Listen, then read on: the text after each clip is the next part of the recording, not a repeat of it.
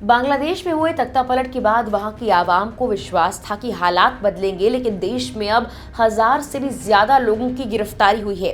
सेना, पुलिस और उनकी स्पेशल यूनिट्स पूर्व प्रधानमंत्री शेख हसीना की आवामी लीग के कार्यकर्ताओं को पकड़ रही है, जबकि देश में ऑपरेशन डेविल हंट के तहत उन लोगों को भी निशाना बनाया जा रहा है जो पिछले दिनों लगातार देश में हो रहे प्रदर्शनों का हिस्सा बन रहे हैं। आखिर क्या है ये ऑपरेशन डेविल हंट, जिसके तहत असहमति की आवाज को कुचलने की कोशिश में लगी है यूनुस सरकार। नमस्कार, मेरा नाम है मेघना सचदेवा और आप मुझे देख रहे हैं लोकमत हिंदी पर।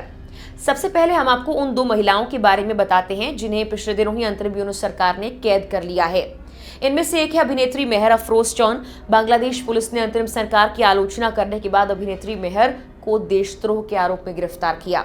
उनके परिवार का घर जमालपुर में आग के हवाले कर दिया गया। बता दें कि शौन और उनके परिवार के संबंध आवामी लीग से हैं। रिपोर्ट्स कहती हैं मेहर अफरोज के पिता ने पिछले राष्ट्रीय चुनाव के लिए आवामी लीग का नामांकन मांगा। उनकी मां बेगम तहुरा अली ने आरक्षित महिला सीट से 2 बार संसद में सेवा की। शौन ने भी पिछले चुनाव में आवामी लीग उम्मीदवार के रूप में आरक्षित संसदीय सीट के लिए चुनाव लड़ा था। इसके अलावा भी मशहूर अभिनेत्री सोहना सबा को गिरफ्तार किया गया है। अभिनेत्री पर भी देशद्रोह का आरोप लगाते हुए उन्हें ढाका की मेट्रोपॉलिटन पुलिस ने पूछताछ के लिए बुलाया और पूछताछ के बाद देशद्रोह के आरोप में गिरफ्तार भी कर लिया। सोहना सबा बांग्लादेशी सिनेमा की चर्चित हस्ती हैं। करीब 19 वर्षों से अभिनय की दुनिया में सक्रिय हैं, लेकिन कलाकारों की ये गिरफ्तारी तो महज बांग्लादेश की सरकार का ट्रेलर थी। इसके बाद से 1000 से भी ज्यादा लोगों की गिरफ्तारियों की खबर है।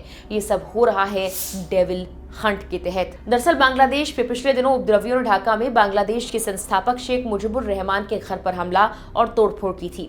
इस उपद्रव के दौरान कई छात्र कार्यकर्ता घायल हुए थे। इस घटना के बाद मोहम्मद यूनुस ने ऑपरेशन डेविल हंट चलाने के निर्देश दिए। इस ऑपरेशन का मकसद देश में कानून और व्यवस्था को स्थापित करना है, लेकिन कुछ लोगों का मानना है कि इसका इस्तेमाल असहमति की हर आवाज को दबाने के लिए किया जा रहा है। रिपोर्ट्स के मुताबिक इसके जरिए राजनीतिक विरोधियों को चुन चुनकर निशाना बनाया जा रहा है।